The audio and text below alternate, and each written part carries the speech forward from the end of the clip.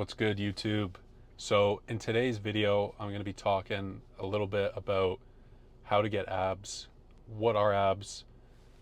I know that sounds stupid, what are abs, but a lot of people have a very big misconception on how to get them, what to do, and just like the overall problem with achieving them.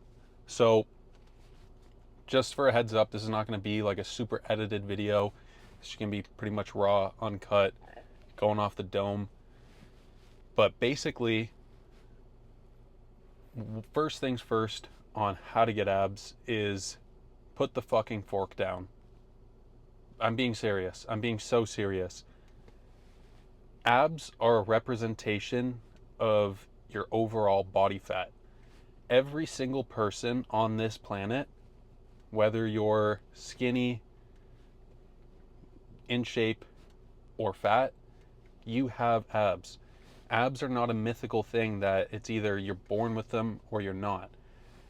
Yes, there is a genetic component to abs, but that is just your muscle insertions and how your abs look. Every single human has abs. It's like a bicep. You have a bicep, you have a knee, you have teeth, you have everything. You have abs. So what I was saying about abs being a representation of your body fat, what it is let's just say you are somebody who's a little bit overweight and you want to get abs, so you're in the gym, you're doing hella crunches, all these low hanging leg raises, everything, trying to get them. Sorry to say, but that's not how you do it. So what I mean by that is you have to, in order for your abs to be visible, you have to reduce your overall body fat percentage. So by putting the fork down and consuming less calories than you burn, or eating less food than your body eating less food than your body has burned for the day, trying to make it simple, over time you will eventually see your body weight get reduced, and you'll see that your abs become more pronounced and more visible. Now, I'm not saying that those crunches, those sit-ups, those hanging leg raises aren't doing anything for you. They are. What they're doing is, they're strengthening your core, which is a huge aspect and component for your everyday life. A lot of the stuff, a lot of your lifts start, whether you realize it or not, start from your core, because if your core is engaged properly, your whole body is stable. Now, your core is not just the front part of your abs, like of your stomach. Your core and your overall strength there comes a lot from, believe it or not, your obliques and your low back. What I mean by that is, let's just say your low back is very tight and your hip flexors, your iliopsoas muscle, is very weak. What's going to happen is you're going to have something called an anterior pelvic tilt. All that means is you're going to be kind of looking like an Instagram model who's trying to take a picture of her ass in the mirror, and she's arching her back really far back in order to get that picture. That's most likely what's going to occur when your low back is really tight and contracted all the time, and your core and your stomach and your iliopsoas, or your hip flexor muscle, is weak. So think about it this way. When you think about your body weight as like a pool of water. You have a pool in your backyard. There's two ends to the pool. There's a deep end and there's a shallow end. When you go into the gym and you exercise, you burn calories. When you see people saying, oh, do this exercise to lose body fat in this specific area, do these crunches and you'll lose that stomach fat, do these back extensions and you'll lose the love handles on your low back. That's not how your body works. All you're doing is you're strengthening that area so that when the weight comes off, or you gain a little bit of weight if you're extremely skinny, those muscles become stronger and more pronounced. Going back to the pool, let's just say you had a glass. The glass was empty. You go to the deep end of the pool and you take a scoop of water out of the deep end. What happens? Well, the deep end doesn't lower, the water doesn't get lower than the shallow end. The entirety of the pool, of the water, becomes level to the amount that you've taken out. So if you take a lot of water with this, let's just say you had a giant fucking cup of water. It's like a couple liters or a couple gallons. You take it out of the deep end, hoping that the deep end will now become or have less water than the shallow end. That's not how that works. Your body's the exact same way. When you burn calories and you target a muscle expecting for you to be reducing the body fat in that specific muscle, that's not what happens. Your overall body fat percentage drops. So when you see these people saying, hey, I want you to do back extensions, I want you to do cable crunches, I want you to do all these things, and you'll target your low back or you'll target your belly fat, that's not necessarily what's happening. You're basically reducing your overall body fat, and over a period of time, those muscles will become stronger and more pronounced. So take that into consideration when you watch these fitness gurus. A lot of times it can be on YouTube too, but I would say a lot of the times it's on Instagram and TikTok. And the reason I say that is because it's easier to build a platform on those social media channels. Whereas YouTube, I feel like you have to be a little bit more informed on what you're talking about in order to gain a following. Not as much as the views. I mean, you get a really cool thumbnail, good title, you're going to click.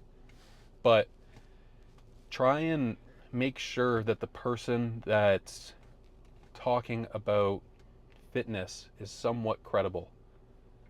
I have a bachelor's of science in coaching and performance science. I got it from West Virginia. Shout out Dub V.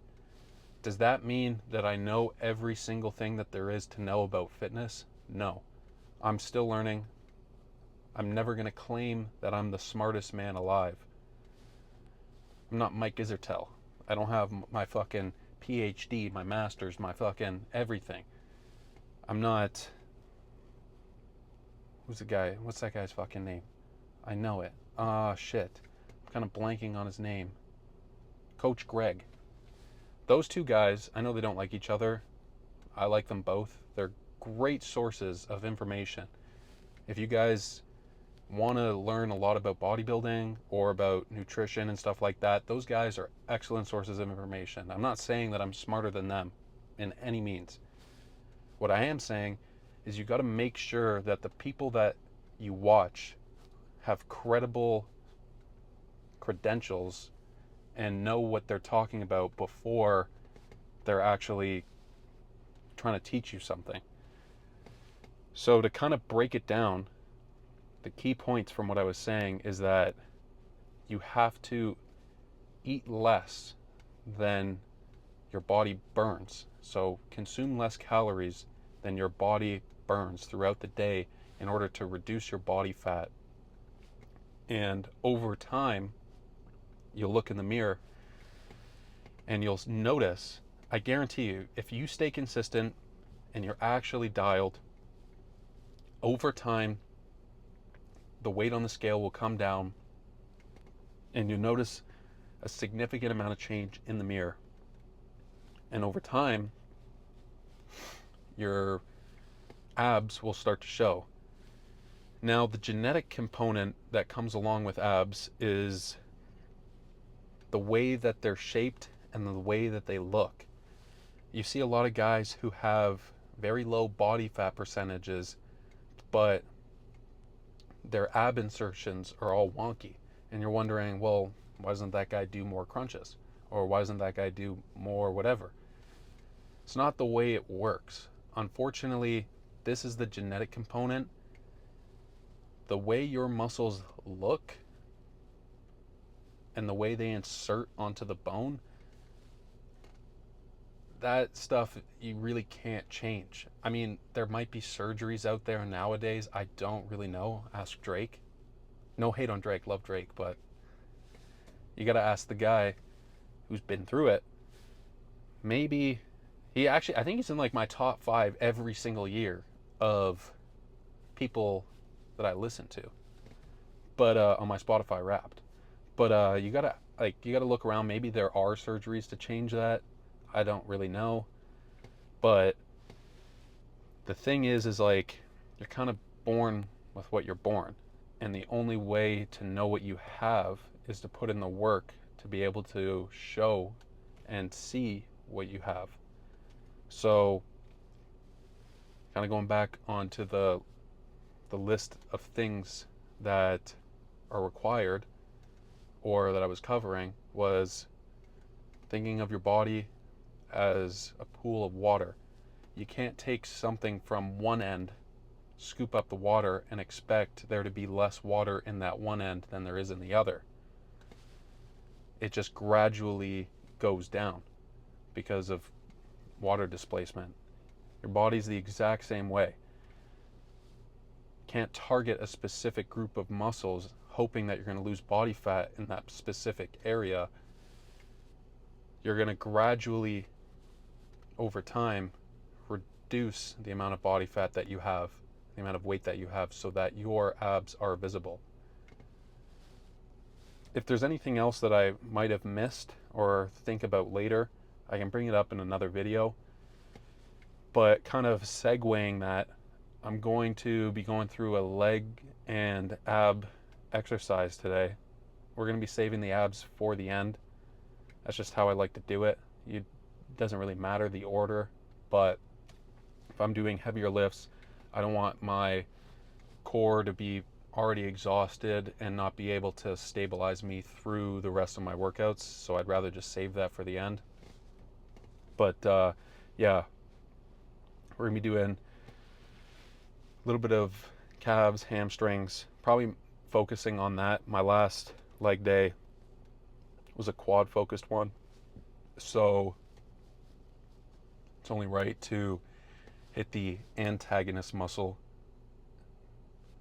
and voice crack, and do the opposite of that. So let's get in there, let's get a good workout in, and I'll show you guys a couple of exercises that I think are really good for developing your core strength and getting your abs more defined and pronounced.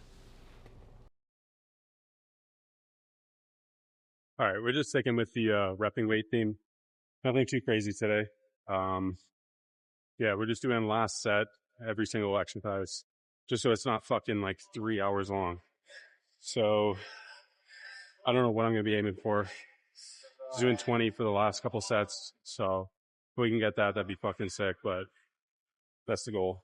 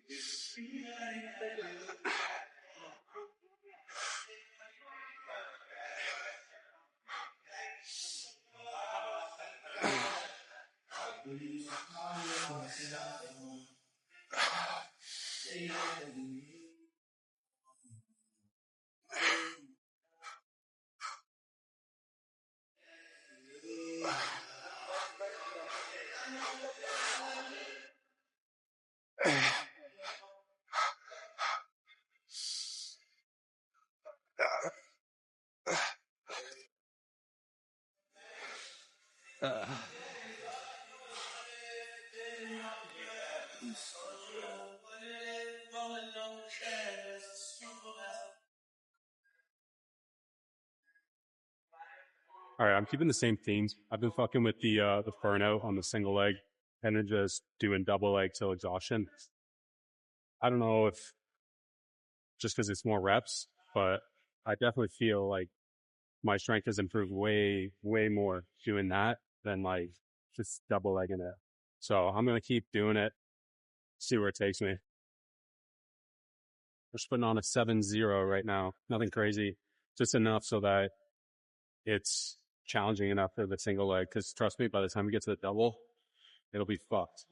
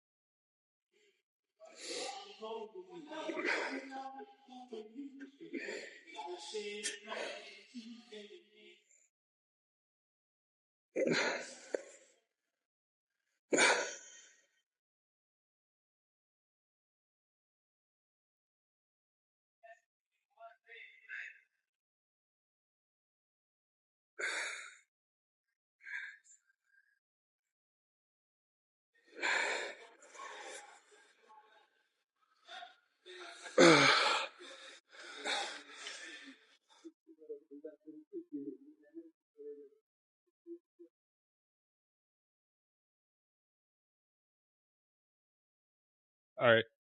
Seeing as we're doing top sets only, and I normally go super heavy on my last set or calves, I'm going to reduce the weight today just because I feel like it's kind of bullshit to see fucking like 6 reps. And I don't know. I don't really know how I feel about a drop set on this right now. So we'll just do 155, rep that shit out. And we'll move on to the actual portion, the ab portion.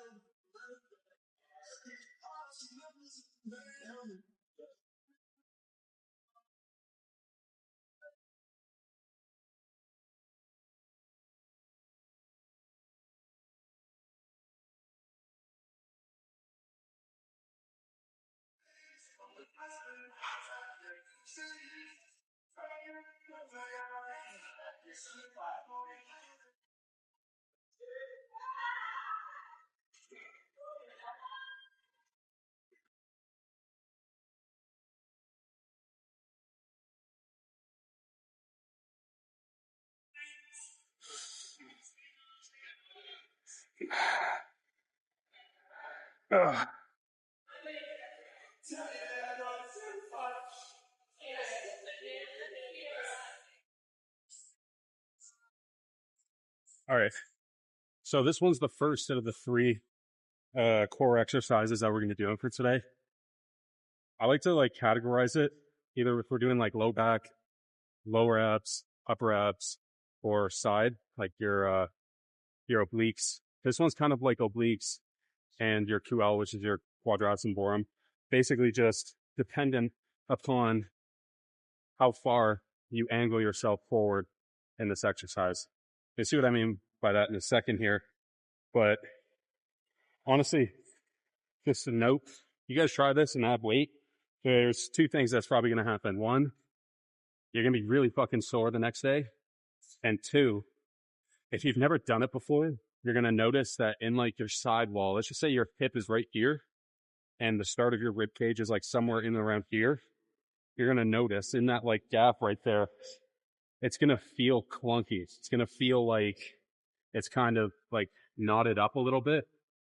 That's not a bad thing. That's honestly just like, that's just something you got to work through. And over time, it'll start to loosen up. The muscle fibers won't become as adhesive. Like it won't be like sticking so much, and it'll kind of work its way out, and just like the muscle won't be as tight, basically, in a nutshell.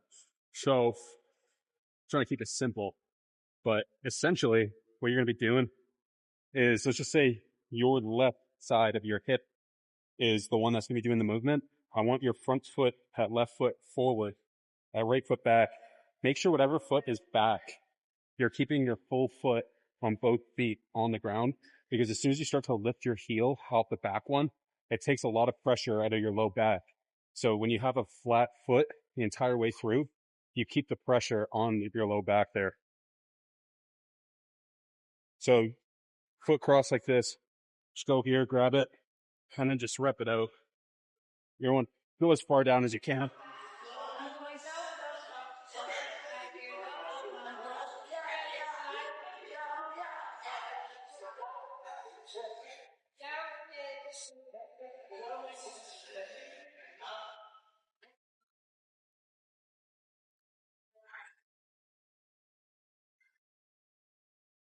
All right, then when you go to the other side, all you're doing is you're literally just flipping your feet to the other way.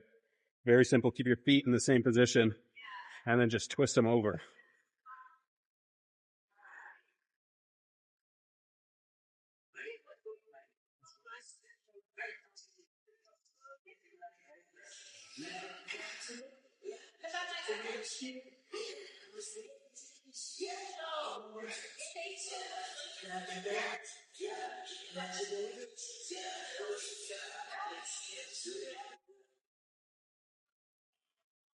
All right, let's move on to the next two here.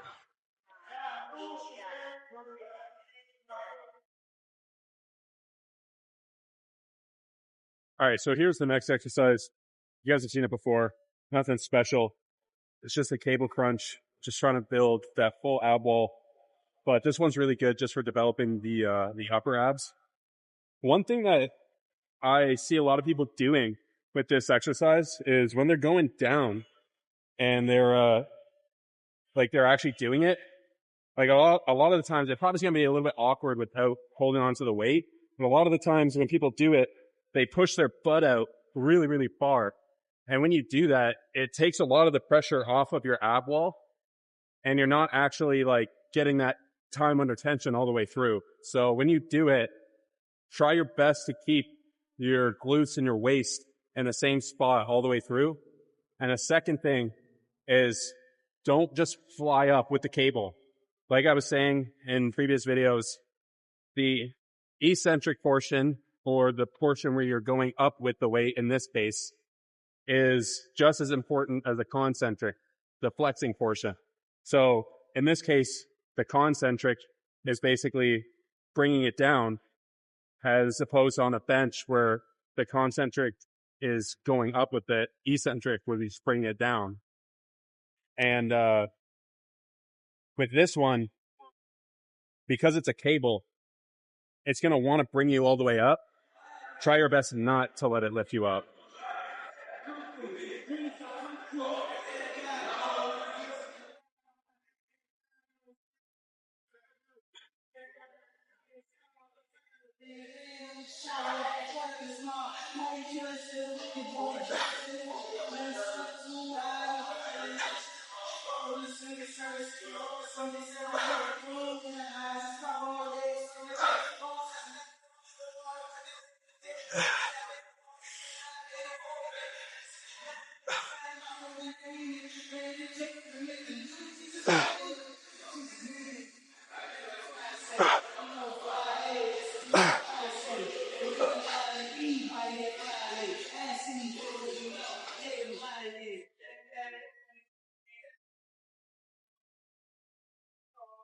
I lied. I'm going to show you guys one more after this. It's going to be well, you'll see it in a second. It should be like, it's not a hanging leg raise. I think it's like a I don't know what the actual technical term for it is. It's probably like a hanging knee raise. I believe that's what it is. I whatever. Um, just you'll see what I'm doing. Just follow what I'm doing. But with this one, I call this one the humbler because it fucking humbles you.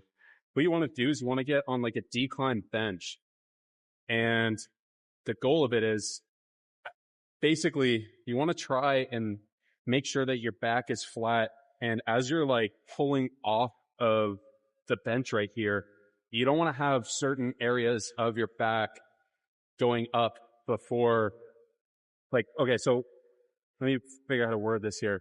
Basically, if your head is the first thing that's popping up off of the bench, you want it to go from your head. Let's say your head's right here.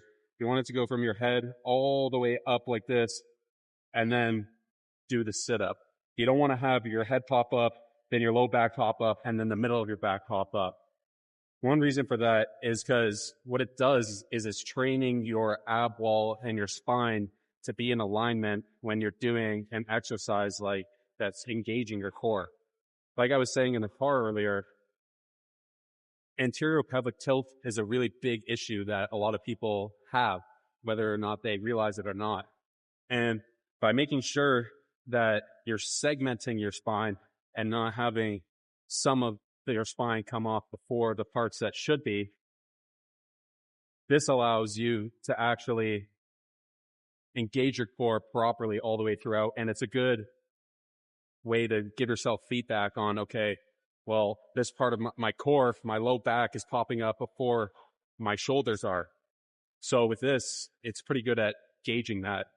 Now, because I've already done a couple sets, I'm going to use the 20 here.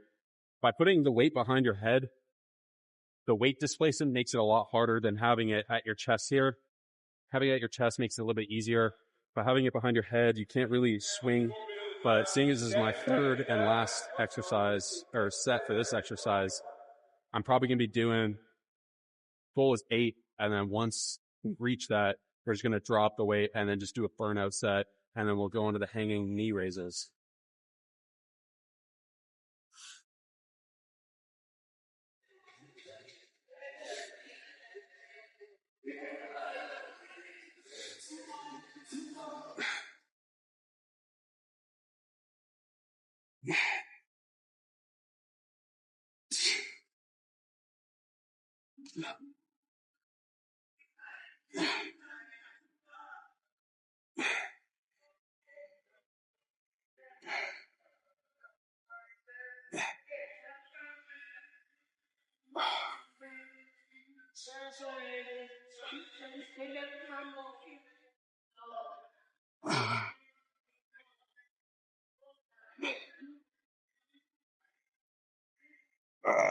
Nope.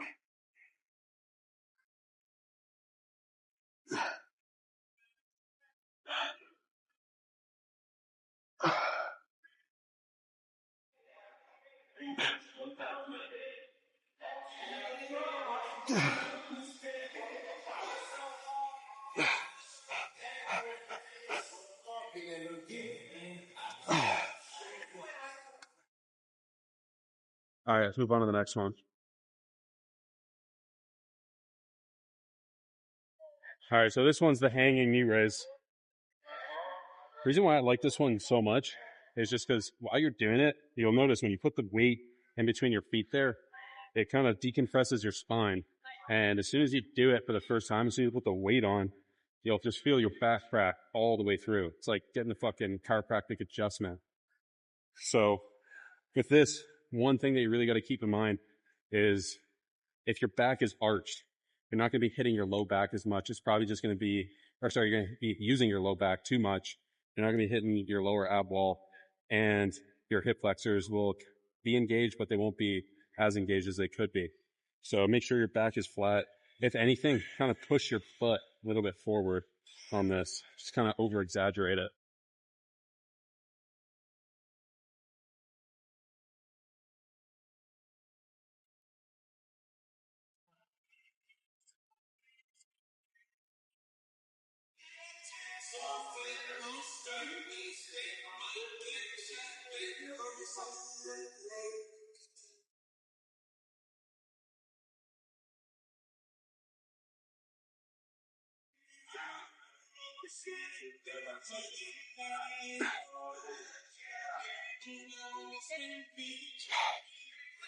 Ugh.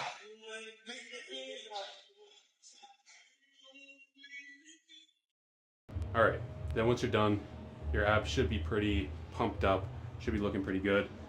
We're gonna be doing 2 shots here, one with this lighting, one with the other set of lighting. So let's get the shirt off, let's do a credential check, just show you guys I know what I'm talking about, at least somewhat, but yeah.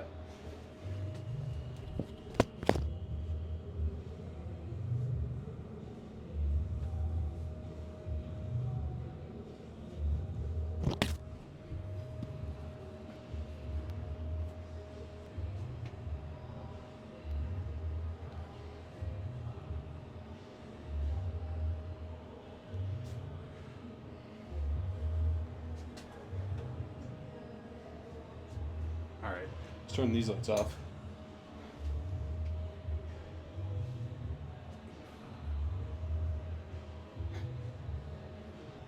All right, now we got this low light here. I'm just trying to play around, see what lighting's kind of the best. Turn this on a little bit. Keep the low light down.